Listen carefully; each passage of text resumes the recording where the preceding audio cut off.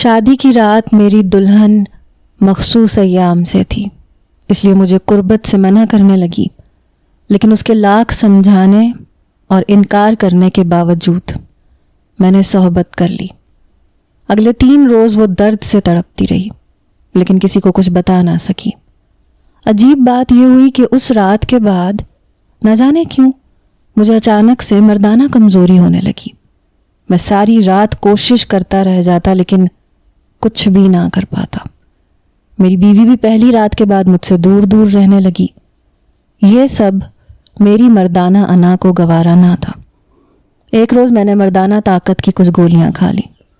اس رات میں نے بیوی کا وہ حشر کیا کہ میرا نام جنید ہے، میں گھر کا سب سے بڑا بیٹا تھا۔ میری زندگی کا ہر دن اس احساس کے ساتھ گزرتا تھا کہ ذمہ داری کا سارا بوجھ میرے کندھوں پہ ہے۔ جب میں 25 سال کا تھا تو لوگ مذاق میں کہا کرتے تھے کہ ابھی تو وقت ہے، لیکن سال پہ سال گزرتے گئے اور میری عمر 35 تک پہنچ گئی، مگر میری شادی کا کہیں کوئی نام و نشان تک نہیں تھا۔ میں اپنے بہن بھائیوں کے لیے سب کچھ کرتا تھا۔ چھوٹی بہنوں کی پڑھائی سے لے کے ان کی شادی تک کا خرچہ میں نے ہی اٹھایا تھا، یہاں تک کہ ان کے جہیز کا ہر ایک سامان میں نے اپنے ہاتھوں سے خریدا تھا۔ ان کی خوشیوں کے لمحوں میں نے خود کو بھلا دیا تھا، مگر کسی نے میرے بارے میں نہیں سوچا۔ میرا ایک چھوٹا بھائی بھی تھا جو مجھ سے کافی ضدی تھا۔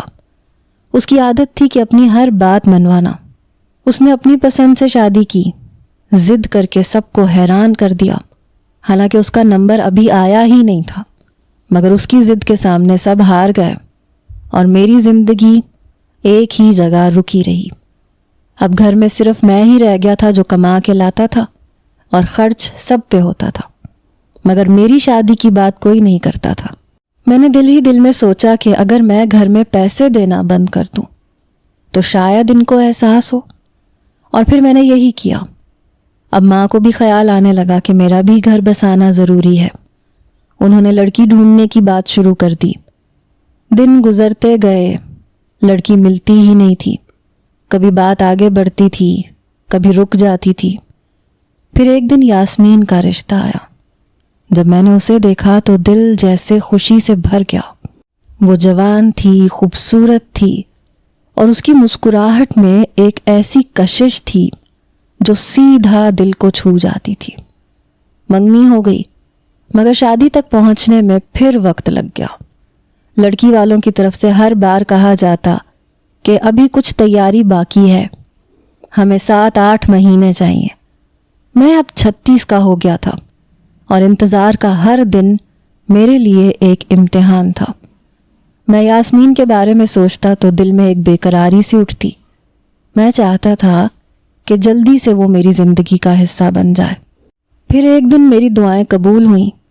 میری دادی جو بستر مرگ پہ تھیں، انہوں نے گھر میں سب کے سامنے کہہ دیا کہ جنید کی شادی جلدی کروا دو، وہ میرا پہلا پوتا ہے۔ میرا دل چاہتا ہے کہ میں اس کی شادی اپنی آنکھوں سے دیکھوں۔ ہم نے یہ بات لڑکی والوں کو کہہ دی اور کہا کہ دادی کے پاس زیادہ وقت نہیں ہے، اس لیے جمعے کی شادی رکھ لیتے ہیں، مگر انہوں نے کہا کہ یہ ممکن نہیں ہے، معاملات بگڑ جائیں گے۔ میں سوچ میں پڑ گیا کہ ایسا کون سا معاملہ ہے جو بگڑ جائے گا، مگر انہوں نے تفصیل نہیں بتائی۔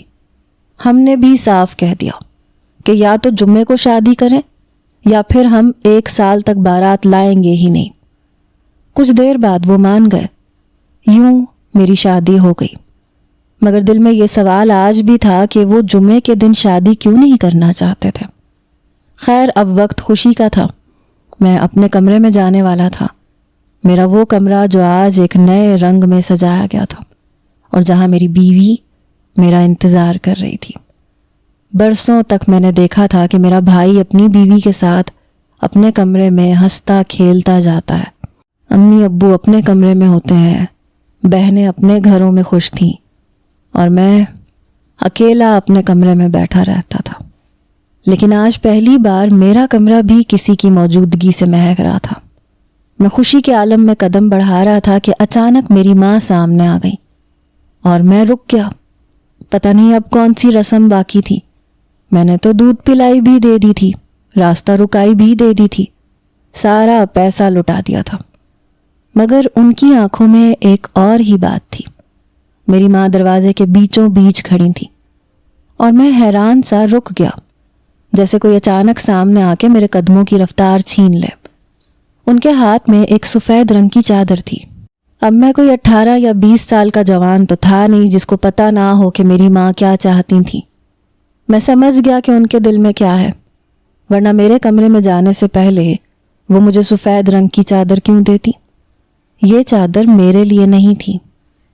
انہوں نے نظریں اٹھا کے میری طرف دیکھا جیسے کوئی پرانا حساب چکانے جا رہی ہوں، پھر آہستہ آہستہ کچھ الفاظ پڑھ رہی تھی جن کا مطلب میں پوری طرح سمجھ نہیں پا رہا تھا، مگر لہجے میں ایک عجیب سا تحفظ اور دعا شامل تھی۔ وہ کبھی میرے پیشانی پہ ہاتھ رکھتی، کبھی پیٹھ پہ ہلکی سی تھپکی دیتی، جیسے کہہ رہی ہوں کہ اب تم ایک نئی زندگی کے ایک نئے دروازے میں قدم رکھنے جا رہے ہو اور میری دعائیں تمہارے ساتھ ہیں۔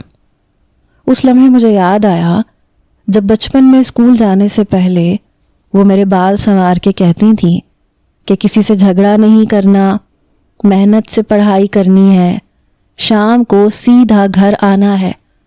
آج بھی ان کی آنکھوں میں وہی ماں والی فکر اور پیار تھا۔ فرق بس اتنا تھا کہ آج وہ مجھے ایک اور سفر پہ بھیج رہی تھی، جو شاید زندگی کا سب سے لمبا اور سب سے اہم سفر تھا۔ انہوں نے میرے کندھے پہ ہاتھ رکھا، دوسرے ہاتھ میں چادر پکڑا کے بولی کہ تو میرا بڑا سمجھدار بیٹا ہے، تجھے مجھے سمجھانے کی ضرورت نہیں ہے، لیکن یہ لڑکی دوسرے خاندان سے آئی ہے، اپنی نہیں ہے۔ تیرے بھائی نے بھی محبت کی شادی کر لی تھی، لیکن وہ تو اس کی اپنی کزن تھی، ہماری آنکھوں کے سامنے پلی بڑی تھی، لیکن یہ پرائی ہے۔ تو میری بات سمجھ رہا ہے نا؟ میں نے کہا جی سمجھ رہا ہوں، لیکن ابھی ابھی آپ نے کیا پڑھا؟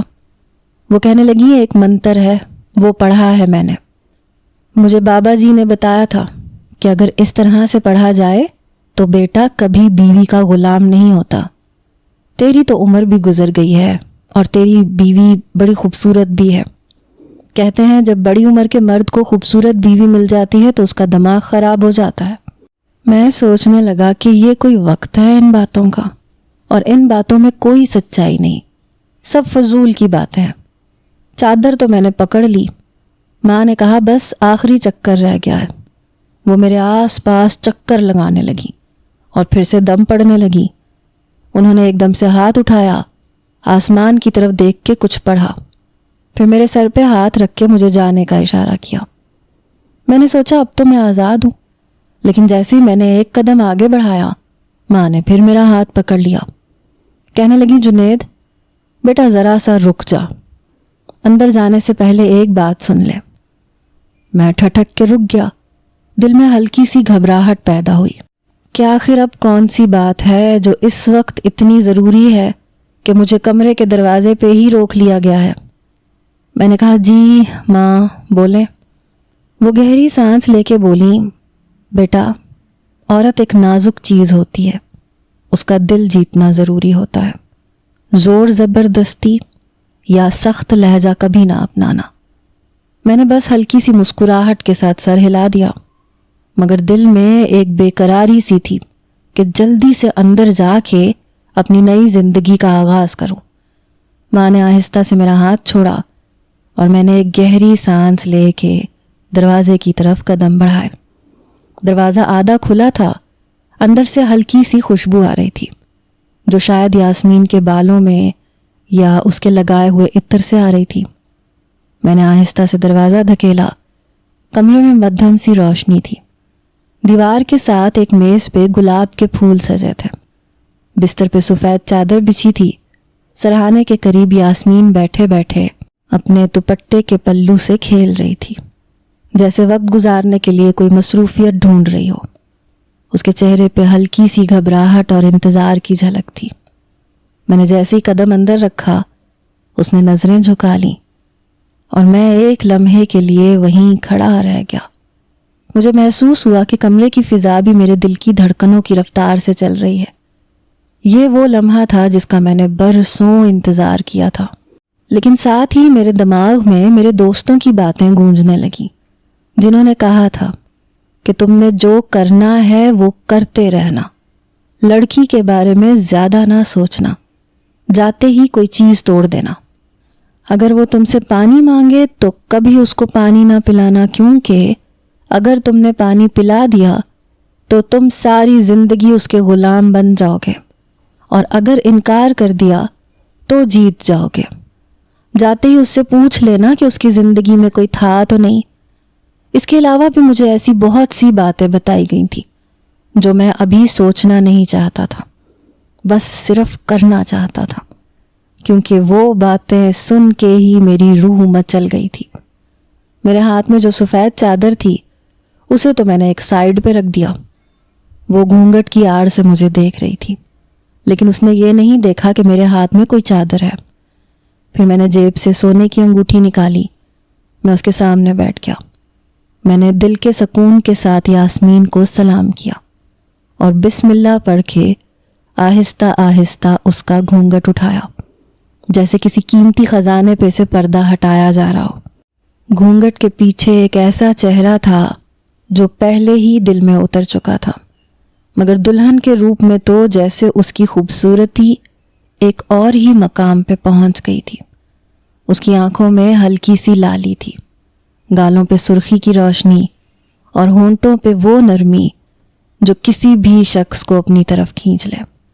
वैसे भी दुल्हन को खूब से खूब तर बनाने के लिए हर चीज़ इस्तेमाल की जाती है। माहिर हाथ उसको संवारते हैं, 16 सिंगार मुकम्मल किए जाते हैं ताकि वो अपनी ज़िंदगी के इस सबसे बड़े दिन पे सबसे ज़्यादा प्यारी लगे। और वो वाकई उस वक्त दुनिया की सबसे हसीन लड़की लग रही थी।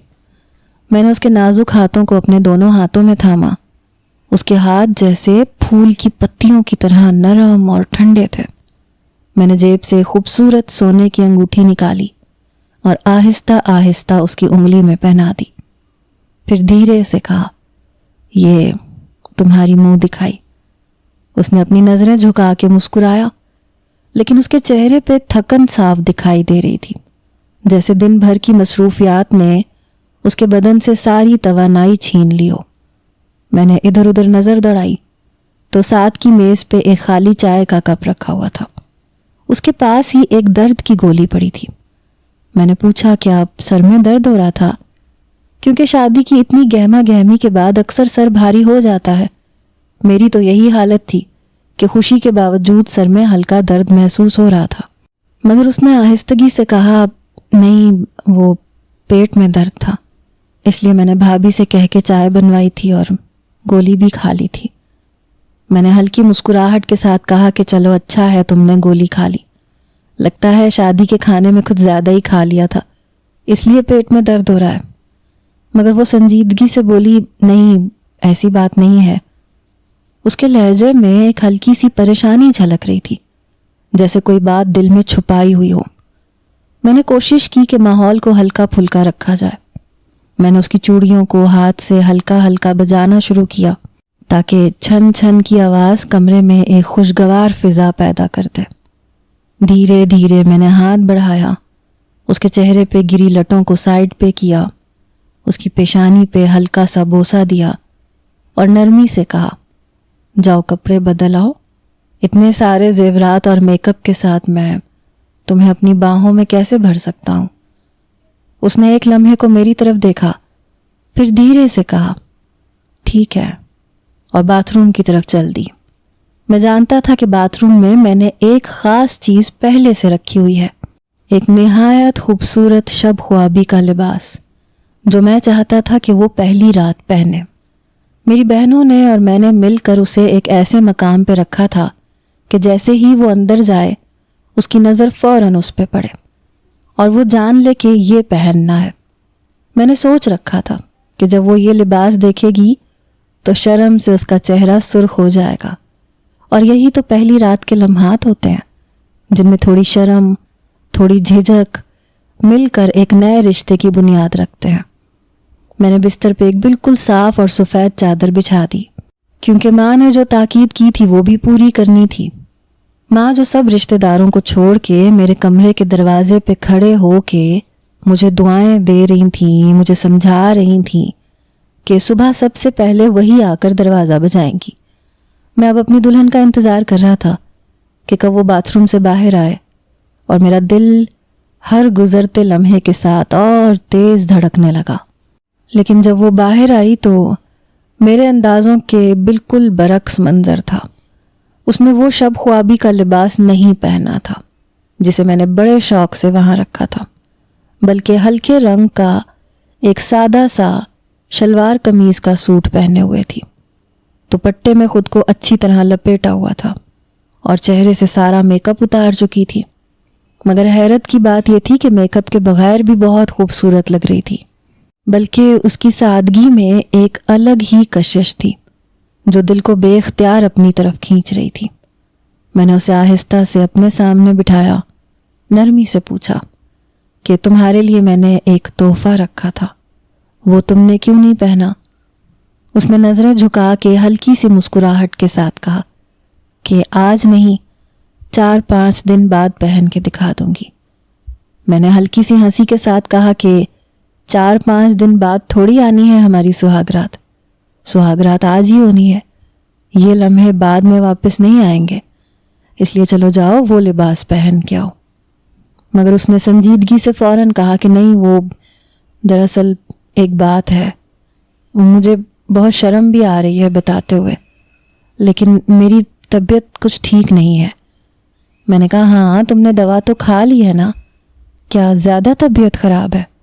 میں نے آہستہ آواز میں کہا۔ کہنے لگی نہیں، وہ والی طبیعت نہیں، اب میں آپ کو کیسے بتاؤں، آج ہمارا پہلا دن ہے اور ہم دونوں ابھی ایک دوسرے کو جانتے بھی نہیں ہیں۔ میں نے مسکرا کے کہا میں تمہارا شوہر ہوں، میاں بیوی کے درمیان کوئی پردہ نہیں ہوتا، جو بات دل میں ہے کھل کے بتا دو۔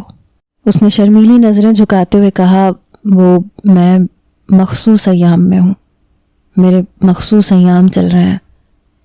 یہ سنتے ہی میرے دل میں ایک دم خاموشی چھا گئی اور میں بات فوراً سمجھ گیا۔ میں نے گہری سانس لے کے کہا کہ پھر تو ان دنوں میں شادی نہیں رکھنی چاہیے تھی، تم نے کسی کو بتایا کیوں نہیں؟ اس نے دھیرے سے جواب دیا آپ لوگ شادی کی تاریخ جلدی جلدی مانگ رہے تھے، اور جب دن طے ہوئے اور ہفتے بعد شادی کی بات پکی ہوئی تب تک میں بالکل ٹھیک تھی، لیکن جب میں تیار ہونے کے لیے پارلر جا رہی تھی تو وہاں جاتے وقت مجھے اندازہ ہوا کہ میری طبیعت خراب ہو گئی ہے۔ پھر اس وقت کسی کو کیا بتاتی؟ وہ بولی کہ آپ نے ابھی کہا کہ آپ میرے اپنے ہیں، اس لیے آپ کو بتا رہی ہوں، ابھی آرام سے سو جاتے ہیں۔ میں نے نیم سنجیدگی اور نیم مایوسی سے کہا کہ آج کی رات بڑی شگن والی ہوتی ہے، اور پھر صبح ولیمہ کیسے حلال ہوگا؟ وہ ہلکی سی آہ بھر کے بولی کہ اب مجبوری ہے، کیا کر سکتے ہیں۔ اس کے لہجے میں بے بسی بھی تھی اور ایک نرمی بھی تھی، جیسے وہ خود بھی یہی چاہتی تھی کہ یہ لمحے ویسے ہی گزریں جیسے عام طور پہ شادی کی پہلی رات گزرتی ہے، مگر حالات اس کے برعکس نکلے۔ وہ بستر پہ جا کے لیٹ گئی، اسی چادر کے اوپر۔ اس نے چادر پہ شاید غور نہیں کیا اور میں دوسری طرف آ کے لیٹ گیا۔ میں نے ٹائم دیکھا تو ابھی رات کے 12 بج رہے تھے۔ ماں نے کہا تھا کہ صبح 7 بجے سے پہلے باہر چلے جانا، اس کے بعد میں مہمانوں کو اٹھانا شروع کر دوں گی، تو پھر وہ برا منائیں گے کہ تم ابھی تک دلہن کے کمرے میں پڑے ہوئے ہو، کیونکہ پھر ہم نے اندر آنا ہے، دلہن کو ولیمے کے لیے تیار کرنا ہے۔ یعنی ابھی 7-8 گھنٹے پڑے تھے۔ نیند تو مجھے بالکل بھی نہیں آ رہی تھی۔ میں نے اس رات کے لیے کیا کیا خواب سجائے تھے اور وہ سارے ٹوٹتے جا رہے تھے۔ میری بیوی میرے ساتھ اس کمرے میں موجود تھی، آج ہماری شادی کی رات تھی اور یہ رات ایسے گزرنے والی تھی۔ مجھے نیند نہیں آ رہی تھی، وہ بھی جاگ رہی تھی۔ تھوڑی دیر بعد میں نے اس سے کہا کہ میری طرف منہ کر کے لیٹ جاؤ۔ اس نے میری طرف کروٹ لی تو میں نے کہا دیکھو آج ہماری شادی کی رات ہے اور صبح ولیمہ ہے، سارے پیسے تو ولیمے پہ ہی لگے ہیں اور ولیمہ حلال نہیں ہوگا تو کیا فائدہ۔ وہ کہنے لگی پھر آپ کیا چاہتے ہیں؟ مجھے وہ تھوڑی ڈری ہوئی محسوس ہوئی۔ میں نے کہا ہم اپنی شادی کی رات، اپنی سہاگ رات منائیں گے، جیسے باقی جوڑے مناتے ہیں۔ تم فکر نہیں کرو، کچھ نہیں ہوگا۔ وہ گھبرانے لگی، نہیں کرنے لگی، مجھے منع کرنے لگی، لیکن میں نے اس سے اپنا حق وصول کر لیا، یعنی میں نے صحبت کر لی۔ اس کے بعد مجھے ایسی نیند آئی کہ میں تو سکون سے سو گیا۔ صبح اپنی ماں کے کہنے کے مطابق میں اٹھ کے کمرے سے چلا گیا۔ اس کے بعد میری ماں، میری چاچی، میری پھپھی، جو خاندان کی بڑی عورتیں مانی جاتی تھیں، وہ کہیں کمرے میں آئیں۔ ان کو جو دیکھنا تھا وہ بھی دیکھ کے خوش ہو گئیں، کیونکہ چادر تو نیچے ہی بچھی ہوئی تھی۔ وہ چادر انہوں نے اٹھا لی۔ وہ میری بیوی کی شرافت اور پاک بازی کے گن گانے لگی کہ لڑکی تو بڑی اچھی نکلی، یہ تو بڑی پاک اور نیک لڑکی ہے، اچھے خاندان سے ہے، اس نے اپنے آپ کو اپنے شوہر کے لیے سنبھال کے رکھا ہوا تھا، یہ بہت اچھی بات ہے۔ لیکن یاسمین کی طبیعت بہت خراب تھی، اب تو اسے بخار بھی ہو گیا تھا۔ پورے ولیمے کی تقریب میں وہ بالکل بھی ٹھیک نہیں لگ رہی تھی۔ اس کے چہرے کی رونق جو دلہن بننے کے بعد اور بڑھ جانی چاہیے تھی، وہ جیسے غائب ہو چکی تھی۔ اس کی پیشانی پہ ہلکا سا پسینہ تھا، آنکھوں میں عجیب سی بوجھل تھکن نظر آ رہی تھی۔ وہ بار بار ایک ہاتھ سے سر کو سہلاتی تھی، دوسرے ہاتھ سے پانی کا گلاس پکڑ لیتی تھی، جیسے کسی بھی وقت گر جائے گی، اور وہ تقریباً کچھ کھا ہی نہیں رہی تھی۔ مہمان آتے پیار سے کہتے کہ کچھ کھا لو، مگر وہ صرف ہلکی سی مسکراہٹ دیتی اور آہستہ سے گلاس لبوں تک لے جاتی، ایک دو گھونٹ پانی کے پیتی اور پھر گلاس رکھ دیتی۔ بیٹھتے وقت اس کا جسم جیسے ڈھلک سا جاتا تھا، اٹھنے کے لیے بھی اسے خود کو سہارا دینا پڑ رہا تھا۔ جب کبھی میں اس کی طرف دیکھتا تو میری نظر اس کی آنکھوں میں تیرتے ان چھپے ہوئے آنسوؤں پہ پڑتی، جو شاید وہ سب کے سامنے گرانا نہیں چاہتی تھی، مگر وہ روک بھی نہیں پا رہی تھی۔ کچھ رشتہ دار جو قریب سے گزر رہے تھے، وہ سرگوشی میں کہہ رہے تھے کہ اتنی حسین دلہن کو نظر تو نہیں لگ گئی۔ کوئی کہہ رہا تھا شاید تھکن کی وجہ سے ہے، کوئی کہہ رہا تھا بخار لگ رہا ہے۔ سب کی نظریں اور باتیں ایک طرف، مگر میرا دل عجیب طرح سے گھبرا رہا تھا۔ تقریب ابھی ختم بھی نہیں ہوئی تھی کہ اس کی حالت اور بگڑ گئی۔ اس کا چہرہ اور زرد ہو گیا اور آنکھوں کے نیچے سیاہ حلقے جیسے لمحہ لمحہ گہرے ہوتے جا رہے تھے۔ جب ہم ولیمے کے بعد ہوٹل سے گھر واپس آ رہے تھے تو راستے میں اس نے ہلکی سی کراہ کے ساتھ کہا کہ اس سے برداشت نہیں ہو رہا، فوراً ڈاکٹر کے پاس جائیں۔ ڈاکٹر نے اسے دیکھتے ہی کہا کہ اسے فوراً ڈرپ لگانی پڑے گی، درد کا انجیکشن دینا ہوگا۔ ہم نے اسے بیڈ پہ لٹایا، ڈاکٹر نے ڈرپ لگائی۔ میں ایک طرف کھڑا اسے دیکھ رہا تھا اور ماں دوسری طرف، بار بار ماتھے پہ ہاتھ پھیر کے کہہ رہی تھی، نظر لگ گئی بیچاری کو، نظر لگ گئی ہے۔ 2-3 گھنٹے ہم کلینک میں بیٹھے رہے۔ ڈاکٹر کہتا رہا کہ ابھی اسے تھوڑا اور آرام کرنے دے تاکہ دوا کا اثر ہو جائے۔ اس دوران ماں کی پریشانی کم ہونے کا نام نہیں لے رہی تھی۔ جب تھوڑا اور وقت گزرا اور اس کی حالت ذرا سنبھلی تو ہم اسے گھر لے آئے۔ کمرے میں آ کے میں نے اسے آہستہ سے بیڈ پہ لٹایا، کمرے کی روشنی مدھم کی، اسے پانی پلایا۔ وہ خاموشی سے لیٹی رہی، پھر آہستہ سے بولی، میں نے آپ کو کتنا منع کیا تھا، آپ نے میری بات نہیں مانی۔ میں اس کی آنکھوں میں دیکھ رہا تھا۔ میں سمجھ گیا کہ اگر میں اس وقت غصے سے یا سختی سے بات کرتا تو یہ رشتہ شروع ہونے سے پہلے ہی ایک دیوار کھڑی کر لیتا۔ اس لیے میں نے نرم لہجے میں کہا کہ اچھا معاف کر دو، میں نے غلطی کی تھی، پہلی رات کا شوق اور بے صبری تھی، اس لیے میں نے سنجیدگی سے نہیں سوچا۔ تم تو میری بیوی ہو، تم کہیں بھاگ کے تھوڑی چلی جاؤ گی، میں اب تمہارا ہمیشہ خیال رکھوں گا۔ اس نے آہستہ سے کہا کہ ٹھیک ہے، اور پھر جیسے سکون سے ایک لمبی سانس لی اور آنکھیں بند کر لی۔ کچھ ہی دیر میں وہ نیند میں ڈوب گئی، مگر اس کے بعد بھی اگلے 2-3 دن تک اس کی طبیعت سنبھلنے میں وقت لگا۔ وہ کبھی کبھی اٹھتی تو سر پکڑ کے بیٹھ جاتی، اور میں بس یہی دعا کرتا کہ یہ جلدی سے ٹھیک ہو جائے تاکہ ہماری زندگی کا یہ آغاز کسی خوشی کے رنگ سے بھر سکے۔ میرے دوست بھی مذاق اڑانے کے انداز میں میری تعریفیں کر رہے تھے۔ وہ ہنستے ہوئے کہہ رہے تھے، جنید نے تو کمال کر دیا، سیدھا لڑکی کو شادی کے بعد ہسپتال پہنچا دیا۔ ہمیں تو لگا تھا تیری شادی دیر سے ہوئی ہے، کہیں تیرے اندر کوئی خاص دم نہیں ہوگا۔ میں بھی ہنستے ہوئے کہنے لگا کہ ایسی کوئی بات نہیں ہے، تمہارا بھائی ابھی بالکل جوان ہے، پوری طاقت رکھتا ہے، بس حالات ایسے بن گئے کہ دلہن کی طبیعت خراب ہو گئی۔ شادی کو 2-4 دن گزر چکے تھے، اب یاسمین کو مکلاوے پہ جانا تھا۔ وہ چلی گئی تو 3-4 دن وہیں رکی رہی۔ اس دوران میں اس کی طبیعت پوری طرح سے ٹھیک ہو گئی۔ جب وہ واپس آئی تو پہلے سے زیادہ تر و تازہ اور خوش نظر آ رہی تھی۔ اس کے چہرے کی رونق لوٹ آئی تھی اور آنکھوں میں ایک نرمی اور چمک تھی جو پہلے دنوں میں بیماری کے باعث دب گئی تھی۔ اب وہ خود بھی میرے قریب آنے کی خواہش ظاہر کرنے لگی اور میں بھی دل ہی دل میں خوش تھا کہ میری بیوی اب مجھ سے مانوس ہو گئی ہے اور ہمارے درمیان محبت کا رشتہ مضبوط ہو رہا ہے۔ میں نے ایک دن اسے پیار سے سمجھایا کہ دیکھو، تم میری ہر بات مانو گی تو میں بھی تمہاری ہر بات مانوں گا، بس ایک بات یاد رکھنی ہے کہ باہر تم نے ہمیشہ میری عزت رکھنی ہے، سب کے سامنے یہ ظاہر کرنا ہے کہ تم مجھ سے ڈرتی ہو اور میرا بہت احترام کرتی ہو، کیونکہ یہ جوائنٹ فیملی ہے، سب کی نظریں ہم پہ رہتی ہیں۔ کمرے کے اندر ہم چاہے ہنسیں، کھیلیں، مذاق کریں، جو بھی کریں، وہ ہماری اپنی دنیا ہے، لیکن کمرے سے باہر ہمارا وقار سب کے سامنے قائم رہنا چاہیے۔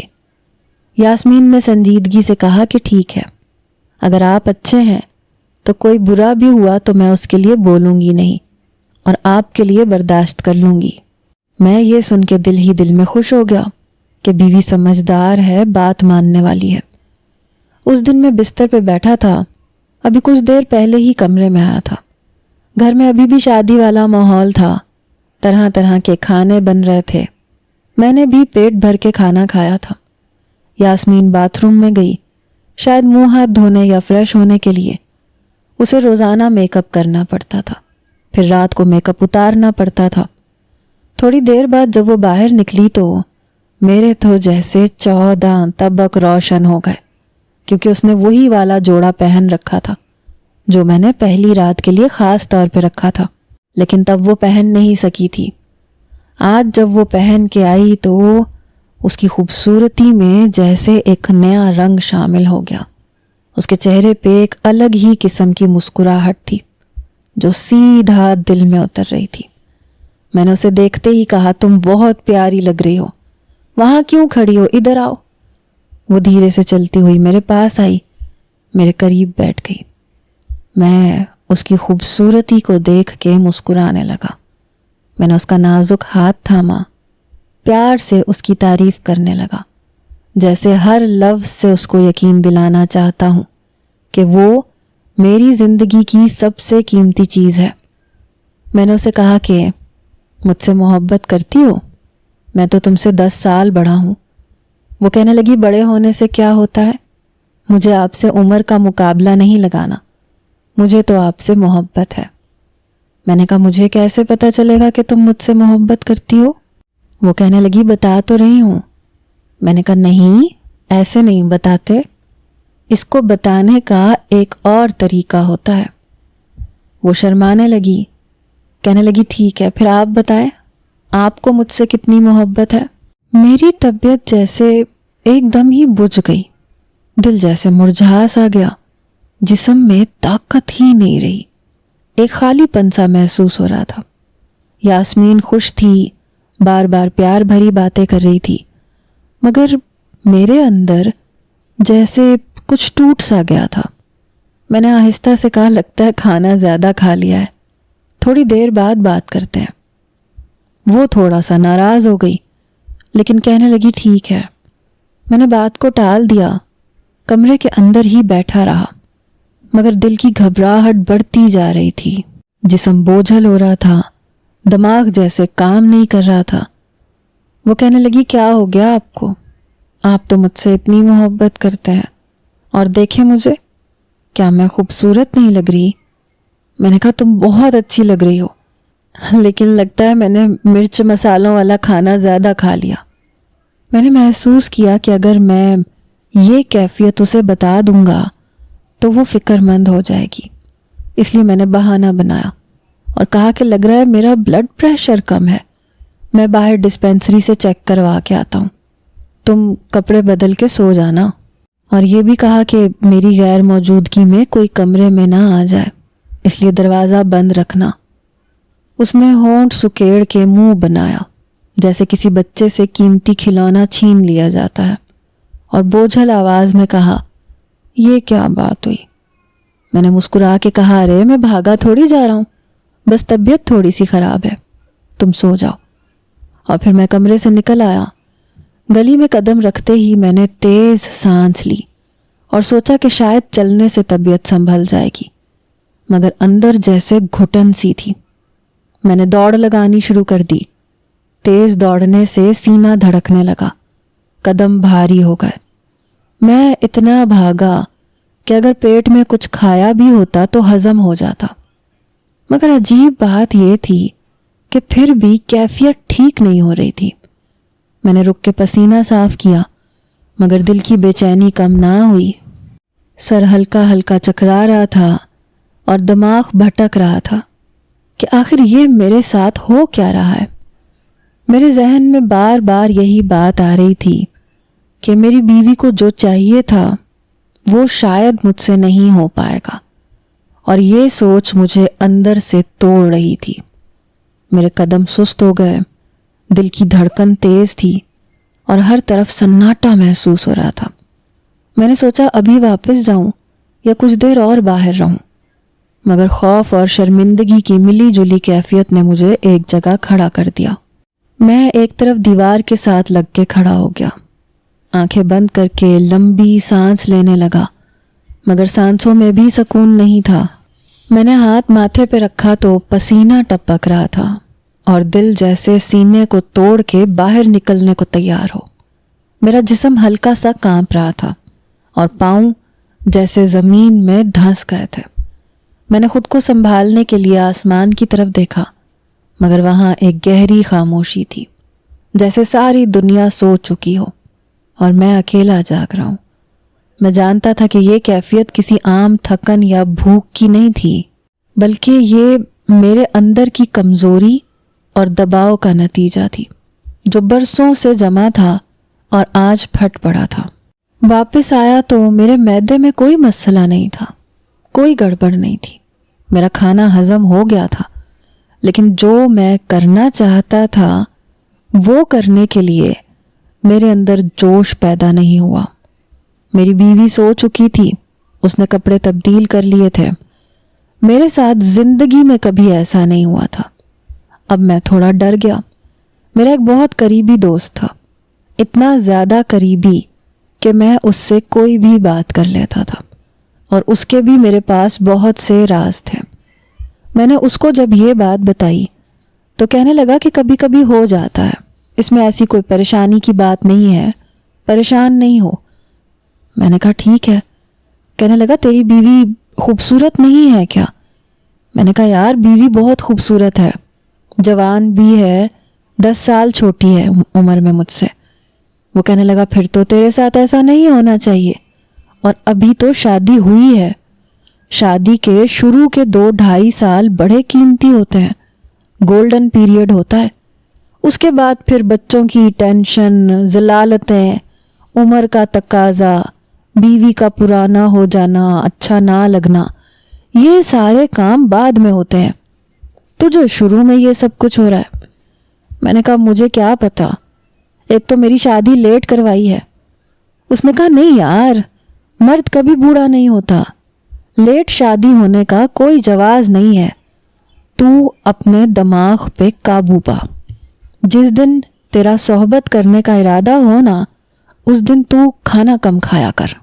میں نے کہا ہاں یہی وجہ ہو سکتی ہے۔ میں نے سارا الزام کھانے پہ ڈال دیا تھا، اور اگلے دن میں نے رات کا کھانا بالکل بھی نہیں کھایا۔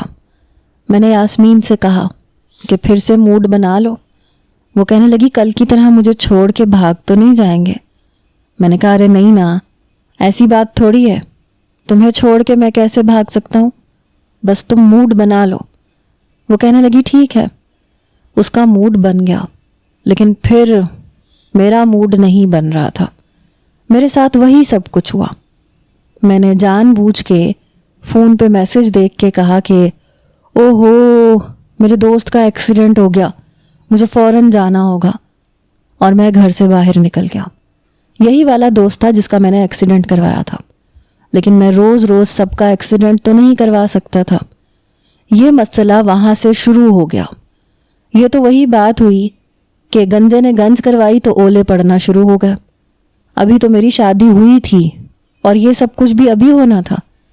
ایک مرد کے لیے یہ کتنی خطرناک صورتحال ہو سکتی ہے یہ مرد ہی سمجھ سکتا ہے، اور وہ بھی ایسا مرد جس کی ابھی ابھی شادی ہوئی ہو اور اتنی جوان اور خوبصورت بیوی ہو۔ تقریباً 2 ہفتے ایسے ہی گزر گئے، جیسے ہر دن مجھ پہ بھاری پتھر کی طرح گرا ہو۔ وقت کی رفتار تو عام سی تھی، لیکن میرا دل اور دماغ ایک بھاری بوجھ کے تلے دب گئے تھے۔ ہر دن میرے لیے ایک نیا زخم تھا اور ہر رات ایک نیا خوف۔ میں نے آہستہ آہستہ یہ حقیقت مان لی تھی کہ میں مردانہ کمزوری کا شکار ہو گیا ہوں۔ یہ سوچ میرے وجود کو اندر سے کھا رہی تھی۔ میری بیوی بھی اب پہلے جیسی نہیں رہی تھی۔ وہ مجھ سے بات تو کرتی تھی، لیکن اس کی آنکھوں میں وہ چمک اور خوشی ختم ہو چکی تھی جو شادی کے دنوں میں تھی۔ اب وہ جیسے دور دور رہنے لگی تھی۔ وہ پاس آتی تو میں خود کو حقدار ہی نہیں سمجھتا تھا کہ اسے قریب بلاؤں۔ وہ اگر بیٹھی ہوتی تو میں دل میں سوچتا کہ اب اس کے پاس جا کے کیا کروں اور کس بات کا سہارا لوں کہ اسے میرے قریب آنے کا جواز ملے۔ جب وہ کمرے میں میرے قریب بیٹھتی تھی تو میری نظر زمین پہ ہی رہتی تھی۔ میں اس کے چہرے کی طرف دیکھنے سے بھی گھبراتا تھا، کیونکہ مجھے ڈر تھا کہ کہیں وہ میری آنکھوں میں وہ سب کچھ نہ پڑھ لے جو میں چھپانا چاہتا تھا۔ یہ سب میری مردانہ انا کے خلاف تھا۔ میں کسی کو یہ بات نہیں بتا سکتا تھا، نہ اپنے دوستوں کو، نہ اپنے بھائی کو، نہ کسی اور رشتہ دار کو۔ یہ بات میرے لیے کسی ذلت سے کم نہیں تھی۔ میں نے دل ہی دل میں سوچا کہ شاید انٹرنیٹ پہ اس مسئلے کا کوئی حل مل جائے۔ میں نے رات کو سب کے سونے کے بعد موبائل اٹھایا اور مختلف ویب سائٹس پہ جا کے تلاش شروع کر دی۔ ہر جگہ الگ الگ باتیں لکھی ہوئی تھیں، مگر میرا دل ایک خاص بات پہ آ کے اٹک گیا۔ وہاں کچھ لوگوں نے لکھا تھا کہ اگر آپ کی بیوی مخصوص ایام میں ہو اور آپ اس دوران صحبت کر لیں تو مرد کو بعد میں کمزوری کا سامنا کرنا پڑ سکتا ہے۔ یہ پڑھ کے میرے جسم میں سنسنی دوڑ گئی۔ میرے دماغ میں فوراً پہلی رات کا منظر گھوم گیا اور میں نے محسوس کیا کہ یہ سب کچھ شاید اسی ایک غلطی کی وجہ سے ہوا تھا۔ میں نے اپنے بالوں میں ہاتھ ڈال کے سر جھکا لیا اور ایک لمبی سانس لی۔ دل میں ایک عجیب سا بوجھ اتر گیا، جیسے کوئی بھاری پتھر دل پہ رکھا ہو۔ اس خیال نے میرے اندر مزید خوف پیدا کر دیا کہ ایک لمحے کی بے احتیاطی میری پوری زندگی کا روگ بن گئی ہے۔ اب یہ سوچ کے ہی میرا دل ڈوبنے لگتا تھا کہ آگے کیا ہوگا، میں کس طرح سے اس زندگی کو گزاروں گا۔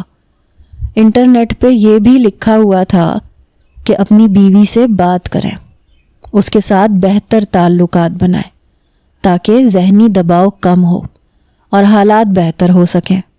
میں نے فیصلہ کیا کہ میں یاسمین کو خوش کرنے کی کوشش کرتا ہوں۔ ایک دن میں نے کہا کہ چلو شاپنگ کرنے چلتے ہیں۔ اس نے حیرانی سے میری طرف دیکھا، جیسے یقین نہ آ رہا ہو کہ میں یہ بات کہہ رہا ہوں، لیکن پھر وہ مسکرا کے تیار ہو گئی۔ ہم بازار گئے، وہاں میں نے اس کے لیے کچھ کپڑے خریدے، کچھ میک اپ کا سامان لیا، کچھ ایسی چیزیں لیں جو اس کی پسند کی تھی۔ یہ سب دیکھ کے اس کے چہرے پہ پرانی سی روشنی واپس آ گئی۔ اس کی آنکھوں میں وہی چمک تھی جو میں نے شادی کے شروع کے دنوں میں دیکھی تھی۔ جب ہم گھر واپس آئے تو وہ خوش تھی، میرے قریب آنے کی خواہش ظاہر کرنے لگی، لیکن میرا حال ایک بجھی ہوئی موم بتی جیسا تھا، جس میں موم تو موجود ہو مگر شعلہ نہ ہو۔ وہ میرے پاس آ کے بیٹھتی تھی، میں اس کی خوشبو محسوس کرتا تھا، لیکن میرے اندر کوئی حرارت پیدا نہیں ہوتی تھی۔ یہ سب میرے لیے اور زیادہ شرمندگی کا باعث بن رہا تھا۔ کچھ دن اسی حالت میں گزر گئے۔ ایک دن شام کے وقت یاسمین نے میرے پاس آ کے کہا، کیا آپ کو کیا ہو گیا ہے؟ کیا کوئی مسئلہ ہے؟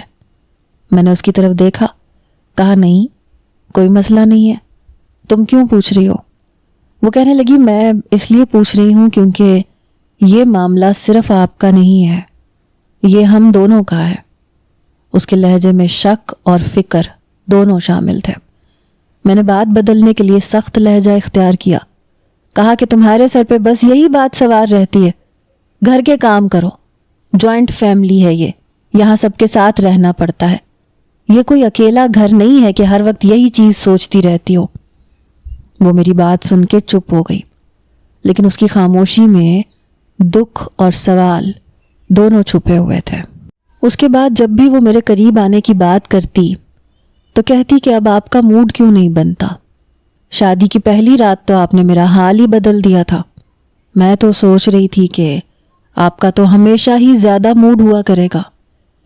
اس پہ میں آگے سے کوئی نہ کوئی بہانہ بنا دیتا تھا، کبھی کہتا تھا میں پریشان ہوں، کبھی کہتا کہ آفس میں مسائل ہیں، کبھی پیسوں کی فکر کا ذکر کر دیتا، کبھی کہتا کہ شادی میں بہت خرچہ ہو گیا ہے اس لیے قرض دار پیچھے پڑے ہوئے ہیں۔ میں ان بہانوں سے اسے مطمئن تو کر لیتا تھا، لیکن اپنے دل کو دھوکہ نہیں دے سکتا تھا، کیونکہ میں جانتا تھا کہ اصل میں ان میں سے کوئی بھی بات سچ نہیں تھی۔ اصل مسئلہ میرے وجود کے اندر تھا اور میں خود اس کا سامنا کرنے سے ڈر رہا تھا۔ میری بیوی اب مجھ سے سیدھے بات کرنے کے بجائے اشاروں کنایوں میں بات کرنے لگی۔ شروع میں یہ اشارے نرم اور میٹھے لگتے تھے، لیکن آہستہ آہستہ یہ میرے دل میں تیر کی طرح لگنے لگے۔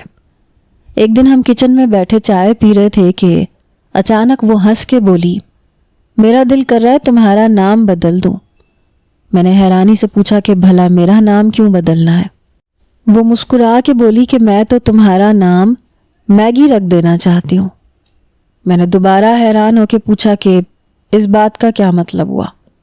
تو ہنستے ہنستے بولی، میگی تو 2 منٹ چلتی ہے لیکن تم تو 2 منٹ بھی نہیں چلتے۔ یہ بات سن کے میرا دل جیسے اندر سے ٹوٹ گیا۔ میں نے بنا کچھ جواب دیے چائے کا گھونٹ لیا، لیکن اندر ہی اندر غصہ اور شرمندگی دونوں مل کے میرے سینے میں دھواں بھرنے لگے۔ پھر ایک دن وہ صحن میں بیٹھی تھی، سامنے ماں کی رکھی ہوئی مرغیاں دانہ چگ رہی تھیں۔ میں بھی تھوڑا فاصلے پہ کھڑا تھا۔ ماں نے آ کے بیوی کو بتایا کہ ایک مرغی کڑک ہو گئی ہے، مطلب اب وہ انڈے نہیں دے رہی۔ جب ماں وہاں سے چلی گئی تو بیوی نے اچانک میری طرف دیکھا، کہنے لگی، لگتا ہے آپ بھی کڑک ہو گئے ہیں۔ یہ سن کے میں کچھ لمحے کے لیے ساکت رہ گیا۔ مجھے سمجھ نہیں آیا وہ مذاق کر رہی ہے یا جان بوجھ کے میرا دل دکھا رہی ہے، لیکن جو بھی تھا یہ جملہ میرے دل پہ سیدھا جا کے لگا اور میری انا کو شدید ٹھیس پہنچی۔ میری آنکھوں کے سامنے پہلی رات کا وہ لمحہ گھوم گیا جب میں خود کو مضبوط سمجھ رہا تھا، لیکن حقیقت میں کمزور نکل آیا۔ اس کے الفاظ میرے کانوں میں بار بار گونج رہے تھے۔ میں نے برداشت کرنے کی کوشش کی، مگر دل میں اتنا غصہ بھر گیا کہ میں کمرے سے باہر نکل گیا اور سیدھا اپنے اسی پرانے دوست کے پاس پہنچ گیا۔ یہ وہ دوست تھا جس کے ساتھ میں عام طور پہ سب کچھ شیئر کرتا تھا، لیکن شادی کی پہلی رات کا واقعہ میں نے اس سے بھی چھپایا ہوا تھا۔ آج نہ جانے کیوں میرا دل چاہا کہ اسے سب کچھ سچ سچ بتا دوں۔ میں نے بیٹھتے ہی پوری کہانی سنا دی اور اس نے یہ سن کے اپنا سر دونوں ہاتھوں میں پکڑ لیا۔ اس نے کہا، یار تو نے یہ بات پہلے کیوں نہیں بتائی؟ تیرا نظام بند ہو گیا ہے، تجھے اس کو رواں کرنا پڑے گا۔ میں تجھے ایک ایسی چیز دوں گا، تیری بیوی پناہ مانگے گی اور اس کی زبان تیرے آگے چپ ہو جائے گی۔ وہ ایسے انداز میں بات کر رہا تھا جیسے میں کوئی پرانا انجن ہوں جو برسوں سے کھڑا ہے اور اب اس کو چلانے کے لیے ایک دھکا دینا ضروری ہے۔ اس نے کہا، ایک بار دھکا لگ گیا تو پھر انجن دھڑا دھڑ چلے گا۔ میں اس کی بات سن کے عجیب سی کیفیت میں چلا گیا۔ کبھی شرمندگی محسوس کرتا، کبھی امید باندھ لیتا کہ شاید یہ سچ ہو۔ میرا دوست بولا کہ 4,000 روپے دے دے، میں تجھے ایک ایسی گولی لا کے دیتا ہوں کہ رات کو کھا کے تو خود دیکھ لینا کیا ہوتا ہے۔ میں نے حیرانی سے کہا 4,000 کی ایک گولی؟ وہ بولا ہاں، ایک گولی ہی کافی ہے، اس کے بعد تیری بیوی کی زبان ہمیشہ کے لیے بند ہو جائے گی، وہ اتنی چپ ہو جائے گی کہ دوبارہ تجھ سے کوئی سوال نہیں کرے گی۔ میں اس وقت غصے میں تھا کہ قیمت کی پرواہ نہ رہی۔ میرے دماغ میں بس یہی تھا کہ اس کی جرت کیسے ہوئی مجھے بار بار تانے دینے کی۔ میں نے فوراً 4,000 روپے نکال کے دے دیے اور گولی لے لی۔ شام کو میں گھر واپس آیا، بیوی سے بڑے نرم لہجے میں کہا کہ آج ذرا موڈ بنا لو۔ وہ تنزیہ ہنسی، کہنے لگی موڈ تو روز بنتا ہے لیکن اس کا فائدہ نہیں ہوتا۔ میں نے اسے پیار سے کہا کہ نہیں، آج خاص دن ہے، تم بس تیاری کر لو۔ میرا دل اس وقت بالکل خالی تھا، نہ کوئی جذبہ تھا نہ کوئی حقیقی چاہت، لیکن میں نے مصنوعی نرمی اختیار کی تاکہ وہ مان جائے۔ میں نے اسے کہا کہ تم میری جان ہو، تم میری پیاری بیوی ہو، آج میں تمہیں خوش دیکھنا چاہتا ہوں۔ اس نے میرا لہجہ محسوس کیا، مسکرا کے بولی کہ ٹھیک ہے، اگر تم کہہ رہے ہو تو میں تیار ہو جاتی ہوں۔ اس کی خوشی دیکھ کے میرے اندر بھی کچھ نہ جاگا، لیکن میں نے چپ چاپ وہ گولی نکالی اور پانی کے ساتھ نگل لی۔ اب میرا دماغ صرف ایک ہی خیال میں تھا کہ آج سب کچھ بدل جائے گا اور وہ تمام تانے ہمیشہ کے لیے ختم ہو جائیں گے۔ مرد عورت کی اونچی آواز برداشت نہیں کرتا اور یہ مجھے مردانہ کمزوری کے تانے دے رہی تھی۔ اتنی اجازت اس کو کس نے دی؟ آج میں بہت جوش میں تھا، یہ گولی کا اثر تھا۔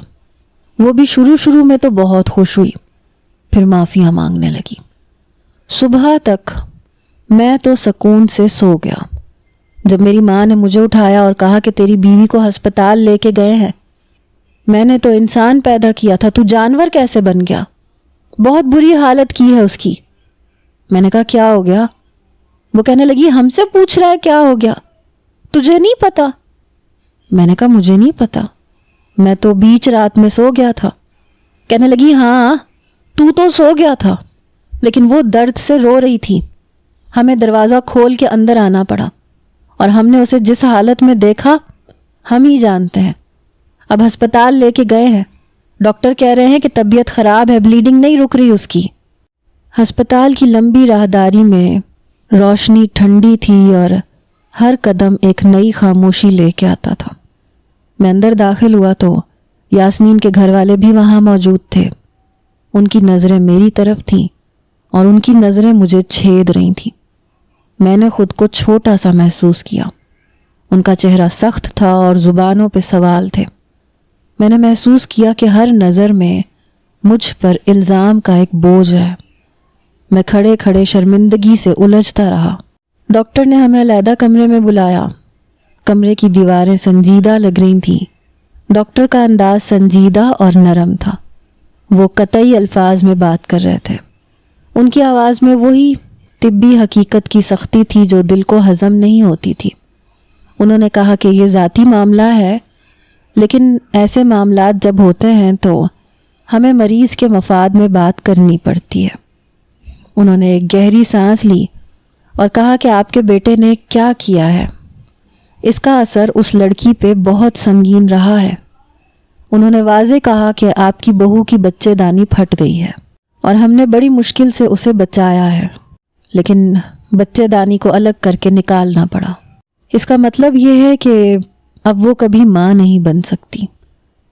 یہ الفاظ میرے کانوں میں گونج اٹھے، میری سانسیں جیسے رک سی گئیں۔ میں نے اپنے ہاتھ اپنے منہ پہ رکھ لیے اور وہ لمحہ جیسے ٹھہر گیا۔ ماں کے چہرے پہ پہلے تو حیرت تھی اور پھر غم کا سمندر اٹھا۔ وہ بے اختیار الجھ گئی۔ اگر ان کے اختیار میں ہوتا تو وہ شاید ڈاکٹر کے منہ پہ تھپڑ مار دیتی۔ مگر انہوں نے اپنی آنکھوں میں رکھی ہوئی آگ کو اندر ہی اندر سہ لیا۔ وہ رکیں اور پھر خاموش ہو کے بیٹھ گئی۔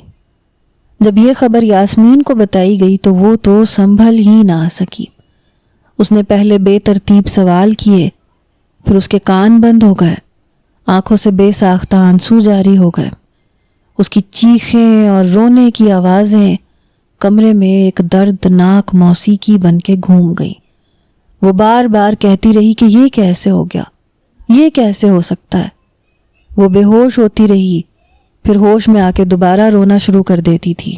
ڈاکٹروں نے اور نرسوں نے اس کا خاص خیال رکھا، مگر ہر بار جب وہ آنکھ کھولتی تو اس کے چہرے پہ وہی خالی پن نظر آتا۔ آپریشن کے بعد کا عرصہ صبر آزما تھا۔ پورا 1 مہینہ وہ ہسپتال میں رہی۔ اس 1 مہینے کا ہر روز کا بل پڑتا تھا اور ہر رات میرے اندر پچھتاوے کی آگ بھڑکتی تھی۔ ماں ہر روز ہسپتال آ کر اسے دیکھتی، واپس آ کے مجھے کہتی کہ مر جایا کر، روزانہ بیوی کی خبر لیا کر۔ وہ میرے قریب آ کے میری کمر تھپ تھپاتی، پھر مجھے سنبھالنے کی کوشش کرتی، مگر آنکھوں میں ان کے بھی غصہ چھلک رہا تھا اور محبت بھی تھی۔ یہ سب کچھ مجھے اندر ہی اندر میرے درد کو بڑھا رہا تھا۔ میں نے یاسمین سے بات کرنے کی کوشش کی، مگر وہ اکثر خاموش رہتی تھی۔ اس کی زبان پہ شاید غصہ تھا یا شاید ختم شدہ امید کا بوجھ۔ وہ جواب نہیں دیتی تھی۔ کبھی وہ صرف میرے سامنے بیٹھی رہتی اور آہوں بھری ہوا کی طرح دکھ میں ڈوبی رہتی۔ دنوں میں اس نے مجھ سے ناراضگی کا اظہار کیا، مگر معافی آسانی سے نہیں ملی۔ میں سمجھتا تھا کہ میں نے اس کی زندگی کی سب سے قیمتی چیز چھین لی۔ اس احساس نے مجھے اندر سے کھوکھلا کر دیا۔ آخر کار ہم اسے گھر منتقل کر سکے۔ اس کا جسم کمزور تھا، دل ٹوٹا ہوا تھا۔ ڈاکٹر نے واضح ہدایت دی تھی کہ 1 سال تک کوئی بھاری کام نہیں کرنا اور ابتدائی کچھ ماہ مکمل آرام کی ضرورت ہے۔ میں نے دل میں قسم کھا لی تھی کہ میں اس کا خیال رکھوں گا۔ ماں نے پوری طرح اس کی دیکھ بھال سنبھال لی۔ ماں دن رات ہسپتال کے دنوں میں بھی متواتر وہاں جاتی رہی، اس کے چھوٹے موٹے کام کرتی رہیں، کھانا بنوا دیتی تھیں، پھر واپس آ کے اس کا کمرہ صاف رکھتی تھیں۔ اس سے برتن یا کپڑے نہیں دھلواتی تھیں تاکہ کہیں وہ جلدی تھک کے گر نہ جائے۔ مہینوں نے صورت بدلی، مگر دلوں کے زخم آہستہ آہستہ بھرے، مگر پوری طرح نہیں بھرے۔ 6 ماہ گزر گئے۔ میں اور یاسمین ایک دوسرے کے قریب آ رہے تھے، مگر فاصلے کی لکیر ابھی تک برقرار تھی۔ وہ ہلکی پھلکی گھریلو ذمہ داریاں اٹھانے لگی تھی، کھانا بنا دیتی تھی، تھوڑی بہت گھر کی صفائی کر لیتی تھی، مگر بھاری بوجھ اٹھانے سے گریز کرتی تھی۔ یہ سب اس کی جسمانی کمزوری کا نتیجہ تھا، اور شاید اس کا وہ خوف بھی تھا جو کبھی ختم نہ ہو سکے۔ میں روزانہ اس کے پاس بیٹھتا تھا، مگر ہم دونوں کی باتیں اکثر ادھوری رہ جاتی تھیں۔ وہ کبھی کبھار مجھ سے آنکھ ملاتی، لیکن فوراً اپنا چہرہ موڑ لیتی۔ کبھی وہ ہاتھ پکڑ لیتی، لیکن وہ گرم جوشی نہیں ہوتی تھی جو شادی کے آغاز میں ہوتی تھی۔ میں نے بار بار کوشش کی کہ اسے پیار دوں، مگر وہ مجھے مکمل طور پہ اپنی طرف آنے نہ دے سکی۔ شاید وہ مجھے معاف نہیں کر پائی، یا شاید وہ اندر سے ٹوٹ کے خود کو سنبھال رہی تھی۔ گھر کے لوگ ہمیں دیکھ کے سرگوشیاں کرتے تھے، مگر ہم نے ان کی باتوں پہ توجہ نہ دی۔ ماں نے کہا کہ وقت علاج کرے گا۔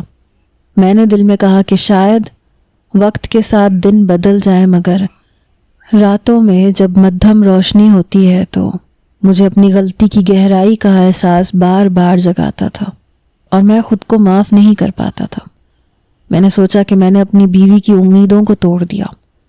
اب اس کی زندگی میں واپسی کے لیے صبر اور محبت دونوں کی ضرورت ہے، مگر سوال یہ تھا کہ کیا میری محبت اور کیا میرا صبر اس کے زخم کو بھر سکیں گے، یا یہ نشان ہمیشہ باقی رہیں گے۔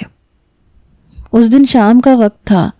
ماں صوفے پہ ٹانگیں سیدھے کیے بیٹھی تھیں۔ میں آہستہ آہستہ ان کی پنڈلیوں پہ ہاتھ پھیر رہا تھا، دبا رہا تھا۔